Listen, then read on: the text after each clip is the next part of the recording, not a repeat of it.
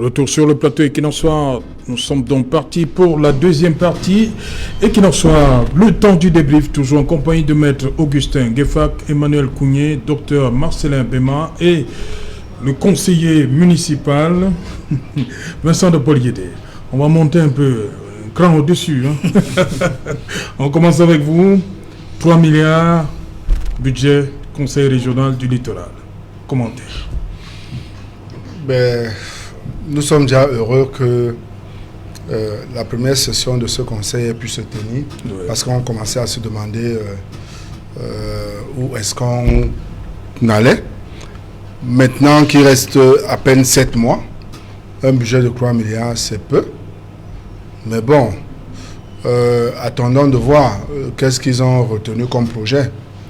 Et puis, je crois qu'à partir de là, ils pourront confectionner des budgets plus conséquents dès l'année prochaine. Mais pour l'instant, déjà, nous avons tous été témoins des différents atermoiements, n'est-ce pas, avant même la tenue de ces travaux. Il y a quand même eu un séminaire pour les préparer à monter ce budget.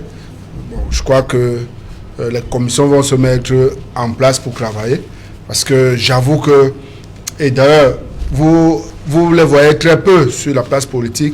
Les conseillers régionaux jusqu'alors ne savaient pas dans quelle sauce est-ce qu'ils allaient être bouffés. Donc maintenant que les choses sont en train de se clarifier, le budget de 3 milliards, c'est à peu près le budget de la commune de Douala-Troisième. Donc c'est très peu. Oui, très peu. Voilà, 3 jours depuis ce jour, ils sont réunis à la salle des fêtes d'Aqua, non loin du centre de production de Equinox Télévision, ici à Bonacoman. 3 jours pour réfléchir sur le plan d'action pour un meilleur cadre pour les populations de la région du littoral. Oui, c'est Alain, je crois qu'ils sont là depuis bientôt 5 mois. Ils ont tenu un conseil. Je me demande ce qu'ils faisaient pendant les 5 mois. Bon, on me dit qu'ils ont assisté à un séminaire, peut-être pour leur dire ce qu'ils ont à faire.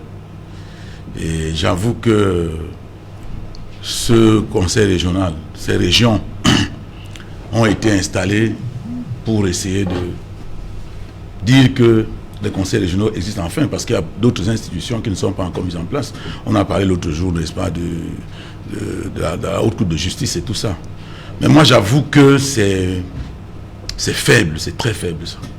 C'est très faible parce qu'on nous parle de 2 conseils régionaux sur 10. Et je crois que, j'espère que ça ne va pas devenir les communes d'arrondissement, parce qu'en 1989, quand on a élu les premières communes d'arrondissement, le premier conseil a fait 5 ans en ayant uniquement la dotation générale de fonctionnement de 500 millions. Ça veut dire qu'ils ne pouvaient mobiliser aucune recette. C'est quand on est allé à la deuxième mandature que les conseils municipaux de la nouvelle mandature ont pu réfléchir un peu pour voir comment mobiliser les recettes. Parce qu'il ne faut pas perdre de vue que la loi de 2009 portant fiscalité locale a prévu les recettes des régions. Donc je pensais que pendant les 5 mois, ils étaient en train de réfléchir pour faire un ensemble de délibérations, évaluations, pour que leur budget ne soit pas une seule ligne. C'est-à-dire qu'en termes de recettes, que ce ne soit pas une seule ligne de financement, n'est-ce pas, qui va être donné par l'administration centrale. Je suis presque certain qu'il ne peut pas avoir dans ce budget d'autres recettes. Parce qu'il y avait pour qu'il y ait d'autres recettes, il faudrait qu'il y ait des délibérations qu'ils votent pour pouvoir leur permettre de mobiliser ces fonds-là. Et je crois que c'est très faible de leur part. Et j'ai l'impression que c'était un peu prématuré, que ça n'a pas été préparé et qu'ils sont en train d'aller vers l'inconnu ou vers l'aventure. Et j'avoue que le Cameroun de 2021 ne doit pas être géré de cette manière. Je crois que l'État, ceux qui nous gouvernent, n'ont pas pris la mesure de la chose, ils n'ont pas fait en sorte que ces régions puissent se mettre en place de manière normale. Parce qu'ils sont en train de se débrouiller, on ne se débrouille pas dans... Parce que quand vous regardez le budget de la ville de Douala, c'est plus de 50 milliards, contrairement à ce que j'ai entendu, c'est 54 milliards. Alors, quand la région a 3 milliards, bon, il y a lieu de s'interroger. Je ne suis pas sûr que même le budget de fonctionnement... Il a dit Douala troisième, vous nous rappelez, Douala troisième, 3 milliards, Douala cinquième doit aller chercher dans les 5 milliards, un peu moins de 5 milliards, mais autour de ça. Donc, vous voyez bien la taille de ce que représente, n'est-ce pas, la région du littoral, parce que la région du littoral, ça veut dire 4 départements, c'est-à-dire le Mungo, la Sanaga maritime, le Nkam et le Vouri. C'est 4 départements. Donc, si on vous donne 3 milliards, comment est-ce que vous pouvez fonctionner? Même s'il faut seulement acheter des voitures et puis suivre un peu un certain nombre de choses sur le terrain, je crois que ces régions-là sont parties pour ne rien faire cette année. Peut-être qu'à l'année prochaine, ils pourront réussir à faire quelque chose, mais j'avoue que c'est médiocre ça. Ok. Docteur Bema, 3 milliards, dotation venue de l'État central pour améliorer le cadre de vie des populations du littoral. C'est suffisant, 3 milliards? Il faut savoir que ce budget, c'est le budget de fonctionnement. Oui. Nous sommes déjà à mi-année et que le conseil lui-même n'est pas encore terminé. On attend les résolutions du conseil. Parce que cette histoire-là où les gens vont très vite, plus que la musique, moi je ne peux pas me prononcer dedans. Je pense que le conseil, là, on nous a dit il pourra prendre fin demain après-demain. Et là, le communiqué final va sortir. Mais j'ai dit 3 milliards pour... il nous restait quelques 5 mois pour que l'année soit achevée. Et je crois que nous sommes tous d'accord que c'est les premiers pas. Il y a le balbutiement et puis ils vont prendre la mesure de la chose au fur et à mesure que le temps passe. Okay. Donc c'est ce que je peux dire sur ça. Ouais, pour l'instant. Maître Ngefa, cette situation, c'est alors la région du littoral, 3 milliards. 3 milliards pour faire quoi? Quand et où? Ces questions, je pouvais apporter mes modestes réponses si les 32 décrets qui devaient accompagner cette loi sur la décentralisation étaient déjà disponibles. Mais je me souviens qu'il y a 9 mois, l'État nous a annoncé seulement la mise à la disposition de 6 décrets. Donc vous voyez, on va de la médiocrité à la médiocrité. Bon, faisons avec du provisoirement définitif, encourageant au moins ceux qui ont été élus à gérer les 3 milliards. À la fin, ils vont nous dire ce qu'ils en ont fait. C'est tout. Voilà tout ce qu'on peut dire. On revient donc à l'essentiel. Vincent de Poliédé, je continue d'insister. Il y a même des journaux qui nous font croire, qui laissent croire que le ministre de la Communication veut protéger, c'est-à-dire cette solidarité, les solidaires des autres membres du gouvernement qui sont depuis quelques jours livrés à la vindicte populaire. Bon, c'est normal. Ça, c'est un angle de lecture. Oui. Mais tel que je l'ai dit tantôt, le ministre de la Communication, en réalité, est dans son rôle. Il fallait bien qu'il intervienne. Il fallait bien qu'il dise quelque chose. Mais est-ce que c'est ce qu'il fallait dire qu'il a dit? Nous sommes tombés d'accord ici pour dire que c'est une sortie quand même qui nous laisse dans notre soif. Mais elle est quand même opportune parce que effectivement, il faut tempérer les Camerounais qui actuellement ça va dans tous les sens, n'est-ce pas, qui pensent que on voudrait peut-être protéger quelques amis, quelques ministres, et le représentant du MSC l'a si bien dit ici, pour ce qui on se montrer solidaire, ce n'est pas éviter que les foudres ne s'abattent, la population, que les ministres, certains membres du gouvernement ne soient jetés à la vindicte populaire. De toutes les façons, tel que je l'ai dit, il est dans un rôle, sauf qu'il n'aura pas la décision. Nous savons bien d'où la décision viendra. Donc, sa solidarité là maintenant, bon, peut-être qu'elle peut être de façade. Peut-être que, mais comme je le dis, en réalité, ça a quand même apaisé. Ouais. Ça a quand même apaisé les ardeurs des uns et des autres. Maintenant, nous restons tous éveillés et les yeux rivés vers le TCS qui, nous l'espérons, va démêler les chevaux, n'est-ce pas, et ressortir les différentes fautes de gestion. Je signale quand même ici qu'il y a des ministres qui sont en prison pour quelques fautes de gestion. Ben, apparemment, il y en a une trentaine pour un seul. Bon, attendons maintenant que les enquêtes judiciaires nous fixent sur les fautes de gestion des uns et des autres, et en cas de détournement, que les auteurs soient reconnus, et maintenant qu'on passe au procès pour voir. Mais nous souhaitons que, pour ce qui est des détournements, que l'argent nous revienne, que ça revienne dans les caisses de l'État. Parce que c'est un argent sacré, c'est un argent qui était pour la santé des Camerounais, pour la vie des Camerounais. Ok. Emmanuel Kougné, qu'est-ce qui, à votre avis, explique cet emballement, le terme utilisé par le ministre de la Communication, cet emballement médiatique, cet engouement de la population à vouloir voir un peu plus clair dans cette histoire de Covid-Gate? Mais le ministre de la Communication, moi je ne sais même pas pourquoi il sort maintenant pour dire tout ce qu'il dit là. Pourquoi est-ce que quand les fonds ont été mis à disposition, lui en tant que ministre de la Communication, quand le gouvernement a décidé de gérer d'une certaine manière, il n'a pas communiqué? Il aurait dû communiquer parce que c'était un événement quand même. 180 milliards mis à la disposition de l'État du Cameroun pour pouvoir riposter contre le Covid-19. Je crois que la bonne administration aurait voulu que le ministre de la Communication, porte-parole du gouvernement, nous dise quelque chose par rapport à ça. Mais il n'a rien dit. C'est plus tard qu'on sortira un papier pour nous démontrer, pour nous montrer comment ils ont partagé les 180 milliards dans je ne sais pas combien de ministères. Non, moi je crois que il faut pas. Ce genre de sortie, c'est une opération de sauvetage. C'est-à-dire que tout le bateau est en train de prendre l'eau et puis on dit on saute par où pour s'échapper. Moi je crois que si les gens sont sérieux, ils doivent être rationnels du début à la fin. C'est pas à la fin que quand ça s'emballe, qui doit intervenir pour nous dire non, il ne faut pas faire ceci, il y a la présomption d'innocence. Non.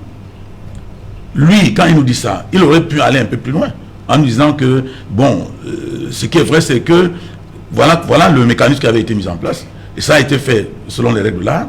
Ici, il y a même quelques ratés. Donc, ne vous emballez pas. Mais il vient nous parler du rapport. Et dit, il faut qu'on attende. On attend quoi? Lui-même, quelles sont les informations qu'il a par rapport à ça? Il n'a aucune information. Il n'a pas d'information, il nous met seulement devant une situation, il doit de respecter la présomption d'innocence. Et puis quoi? Tout le monde le sait, que dans les livres, dans les textes, on parle de présomption d'innocence. Tout le monde sait aussi que la présomption d'innocence n'est pas respectée chez nous. Est-ce qu'il est en train de parler à qui? C'est à nous qu'il parle. Il parle pas aux enfants. Moi, j'ai tous mes enfants, tous mes amis politiques qui sont en prison. La présomption d'innocence n'est pas respectée. Mais il vient me parler de présomption d'innocence à moi. Moi, je crois que quand ce monsieur parle de présomption d'innocence, je me demande à qui il parle. C'est à moi aussi qu'il parle. Non, il ne peut pas dire des choses comme ça. Moi, je crois que s'il veut prendre parti ou bien s'il veut à tout prix dire quelque chose, qu'il dise tout simplement qu'on attend de la justice. Et puis, moi, j'ai toujours dit que quand les gens sont avec des sédiments, quand il est démontré que les gens ont acheté du matériel à 10 fois le prix, quand il est démontré que un produit qui peut coûter 3 milliards a été acheté à 23 milliards, ça veut dire tout simplement que les gens se sont mis l'argent dans les poches. Et en ce moment, nous ne comprenons pas pourquoi des ministres qui sont accusés de cette manière, qui sont soupçonnés, si vous voulez, d'avoir posé des appareils, ont encore des gendarmes, on les appelle au TCS, ils débouchent, ils se présentent au TCS avec tous les attributs. Ça pose un problème? Non, ils doivent démissionner, ils doivent se mettre à la disposition de la justice. Parce que quand ils viennent avec tous ces attributs, ils influencent la justice. Ils ne doivent pas aller devant la justice de cette manière-là. Parce que c'est Ils sont influençables au TCS? Non, quand vous êtes un ministre de la République, vous représentez la République, vous portez tous les attributs de la République, vous promenez avec la République. La voiture de la République, le gendarme de la République, tous les attributs de la République. Donc, on va écouter l'avis de Maître Ngefak à propos. Est-ce que ça peut influencer le cours des événements? Lorsqu'on vient, le ministre vient avec gendarme et tout ça, tous ses attributs, ça peut influencer de ce côté-là? D'abord, tous ces individus n'entrent pas dans le bureau du procureur général, Oui. ni dans le bureau du juge d'instruction. Non, on ne parle pas du bureau, on dit lorsqu'ils arrivent quand même. Non, je vous explique. Oui. Le TCS, c'est un bâtiment. Oui. Et chaque juge d'instruction a son cabinet dans lequel il instruit. N'entre que celui qui est concerné. Non, le problème d'Emmanuel Kougné à un autre niveau, est-ce que on ne devrait pas être déchargé de certaines... Parce que quand on reste quand même ministre, est-ce que ça ne joue pas? Là, il pose un autre problème. Voilà. La confiance qui a été accordée à ces individus qui sont aujourd'hui en situation, est-ce qu'ils méritent encore la confiance de celui qui les a nommés au nom du peuple? Oui. C'est-à-dire, tous les regards qui sont braqués sur eux démontrent que dorénavant, il y a ce qu'on appelle une perte de confiance. La simple suspicion met ces mises en cause en situation au regard de la confiance que le peuple leur a accordée à travers le président de la République qui les a nommés. Donc, il faut d'abord qu'ils restituent cette confiance et qu'ils aillent à la conquête la nouvelle confiance, qu'ils aillent se justifier. Mais comme ils n'ont pas honte, comme ils ne savent pas ce que signifie avoir honte, ils s'en foutent, ils se moquent, ils baissent la tête, ils vont chez le juge, ils reviennent, ils baissent la tête, ils continuent. C'est ça la difficulté. Dans un pays normal, où les hommes nommés respectent d'abord leur conscience et non les intérêts, volontairement, ils auraient démissionné. Mais ils sont combien qui ont démissionné au Cameroun dans ces situations? Parce que mis en cause. Je ne vois pas un seul. Ok, Emmanuel Kougné. Bon, je disais donc, quand le ministre de la Communication fait la déclaration qu'il fait là, moi je vous ai dit, pour moi j'appelle ça une opération de sauvetage. Et je ne suis pas sûr qu'il est en train de servir ces gens-là. Moi je crois qu'il est dessert même, à la limite. Parce que tout ce qu'il dit, nous sommes tous au Cameroun. Et on sait comment les choses se passent. Ce qu'il dit là, c'est des faits, c'est-à-dire c'est des situations, il y a eu d'autres personnes en pareille situation et on n'a pas dit des choses comme ça les concernant. Il a établi que les gens ont posé des actes. Vous avez vu, quand il a fallu que l'opération Épervier se penche sur le cas des gens comme l'ancien ministre des Finances et les autres, le directeur général du Crédit Foncier et tout, au moment où on a pensé qu'ils devaient répondre de leurs actes, on les a déchargés le même jour avant de les envoyer au DCS. Ils ne sont pas allés devant le juge en étant ministre. On les a déchargés, on a fait un remaniement et puis on les a conduits devant le juge. Mais d'où sort-il qu'on nous amène des ministres devant le juge? Mais un ministre, c'est une autorité. Quand il arrive, le procureur l'appelle comment? Excellence? Comment il l'appelle? Bien sûr. Alors, Excellence, monsieur le ministre. Oui. Dès que vous l'appelez Excellence, ça veut dire qu'il est comme votre propre ministre. Parce que demain matin, il peut cesser d'être le ministre de là où il est pour être le ministre de la Justice. Donc vous le regardez d'en haut. Et quand vous le regardez d'en haut, vous allez dire tout ce que vous dites. Sa personne et le poste qu'il occupe influencent, n'est-ce pas, son interlocuteur, la personne qui l'interroge. Donc, il y a eu d'autres cas. Nous avons vu le directeur du Crédit Foncier, nous avons vu le ministre Abba et d'autres.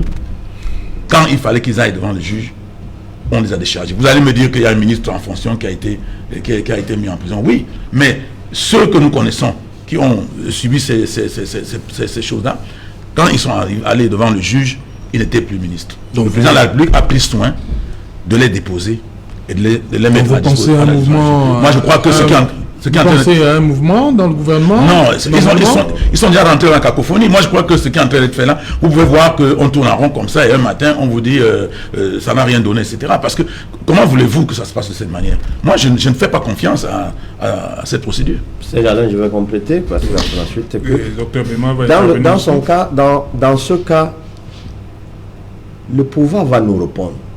Il va nous dire que ces individus ne bénéficient d'aucune immunité. Ce n'est qu'un cas de conscience. À l'heure actuelle, seule la conscience des mises en cause doit l'interpeller pour qu'il comprenne qu'il a fauté. S'il est chrétien, il doit savoir ce que signifie le devoir de conscience. La loi n'interdit pas au Cameroun qu'un ministre en fonction, qu'un directeur en fonction soit entendu. Si son ministère est très sérieux, alors le président de la République doit donner l'autorisation. Or, tout le monde sait. Dans le communiqué lui-même il le dit. Le président de la République a autorisé leur audition, que les enquêtes soient ouvertes. C'est-à-dire la liste lui a été présentée, il a visé comme d'habitude, ok. C'est-à-dire il a donné l'accord que la confiance que j'ai placée, je mets ça en réserve, qu'ils aillent s'expliquer. Il aurait mieux fait en disant, au lieu de mettre ok, il les aurait déchargés. C'est son impérium. Mais figurez-vous, décharger près de 30 personnes dans un gouvernement. Ils sont 30 ? Au moins. Ça risque de les charger lui-même. Mais c'est vidé. Sauf qu'il y a d'autres qui ont l'immunité, même l'immunité parlementaire. Deuxième chose. Puisqu'ils ont tous des marchés. Deuxième chose, vous savez, les procédures au Cameroun ne durent pas le temps normal. Alors, si quelqu'un est convoqué devant le juge pour être jugé, il passe 69 audiences. On ne l'interroge pas. Alors, vous savez que ce qui a commencé là, le bal va s'arrêter quand? En attendant, il faut que le gouvernement vive. C'est aussi ça.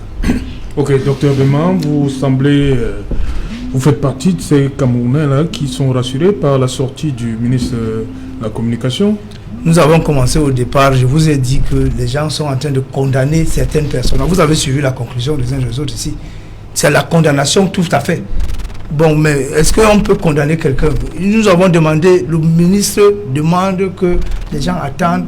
Les enquêtes sont en cours. Dans le communiqué, c'est bien précisé, les enquêtes sont en cours. Il faut que les gens attendent, souffrent d'attendre un peu le résultat des enquêtes pour dire qui est condamnable ou pas. Mais tous les Camerounais sont condamnables. Il n'y a pas à dire que... Et je vous ai dit que le RDPC ne valide pas ces exagérations. Si les gens ont commis des crimes financiers, il faudrait qu'ils répondent. Le président de la République lui-même en a dit cela, que ceux vont répondre, vont rendre gorge. Je crois que tel que ça sera établi, les uns les autres vont répondre. Mais il n'est pas question maintenant que quelqu'un parte démissionner. Ce n'est que des enquêtes.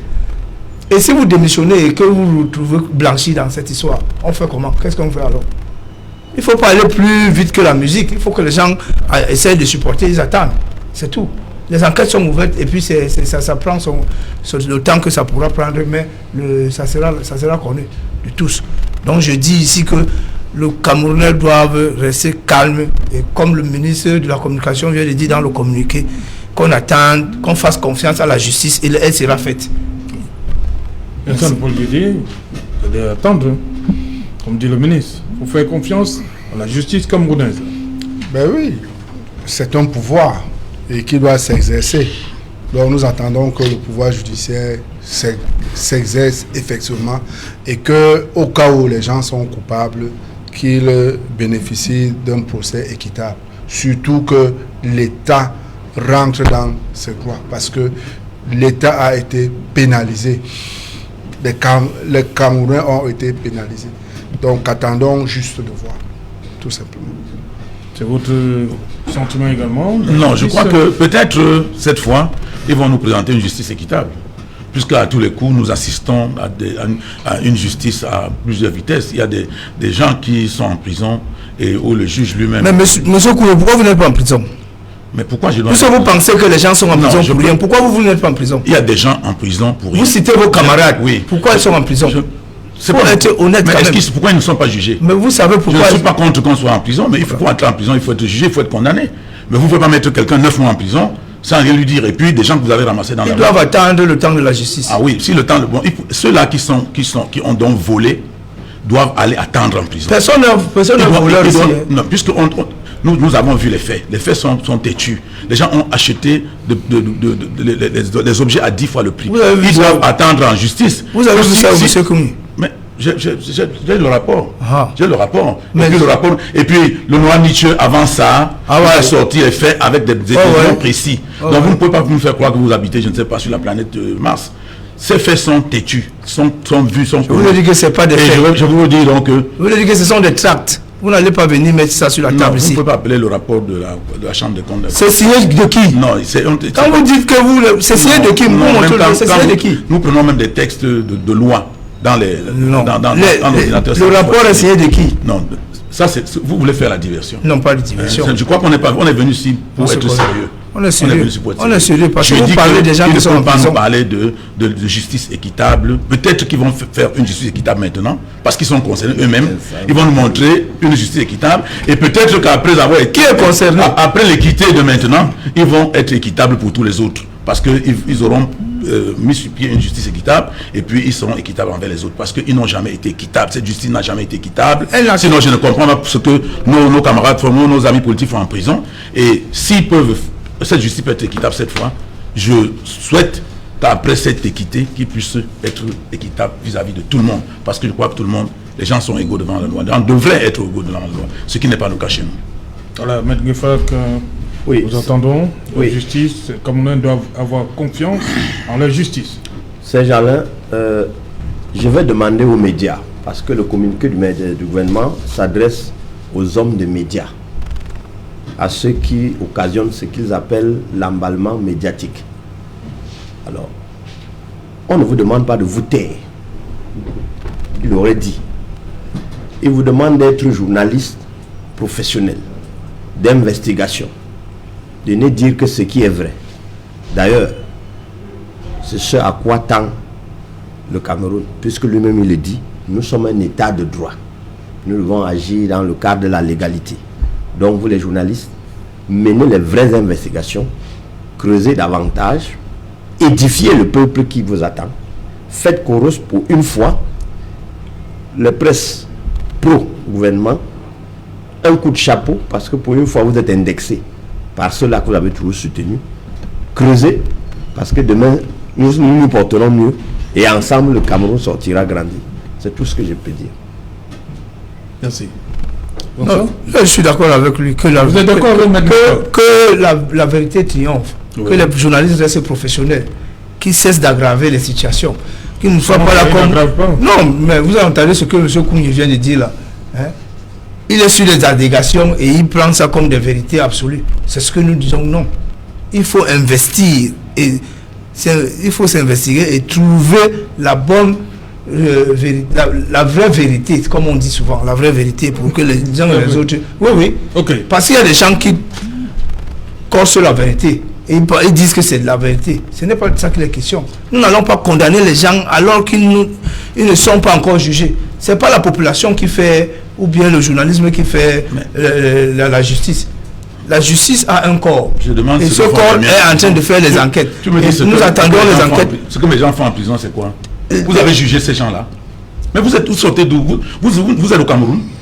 Les gens sont en prison, ils n'ont pas été jugés. Les gens sont là. Vous ignorez ce qu'ils ont fait. Ce qu'ils ont fait. Non. Moi, je sais même pas si ils sont en prison. Je ne suis pas d'accord avec cette justice-là. Vous n'êtes pas d'accord, c'est vous, c'est votre point de vue, c'est normal. Si c'est ça, c'est votre point de vue, mais vous n'êtes pas... Retenez donc qu'ils ne seront donc pas justes. Oui, mais... Ils ne seront jamais justes.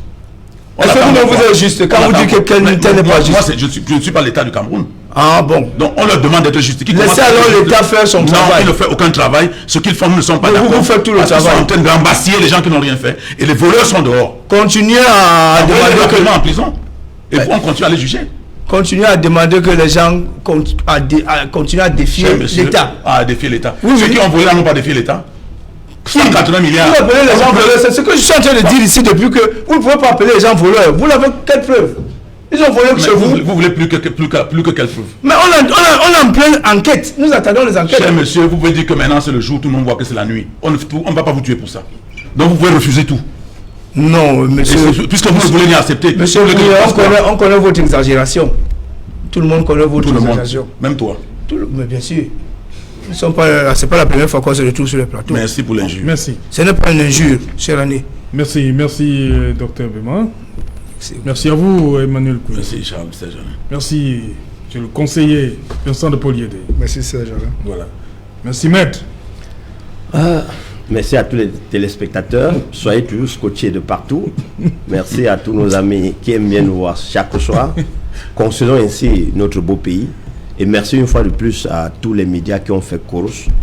Ensemble, nous allons bouter l'ennemi hors de ce pays et il sera le paradis. Merci. Voilà. Madame, Monsieur, nous sommes arrivés au terme de ce numéro, le premier de la semaine. Et qui nous soit, on se retrouve demain, lorsqu'il sera 19h. Bonsoir, Simbok.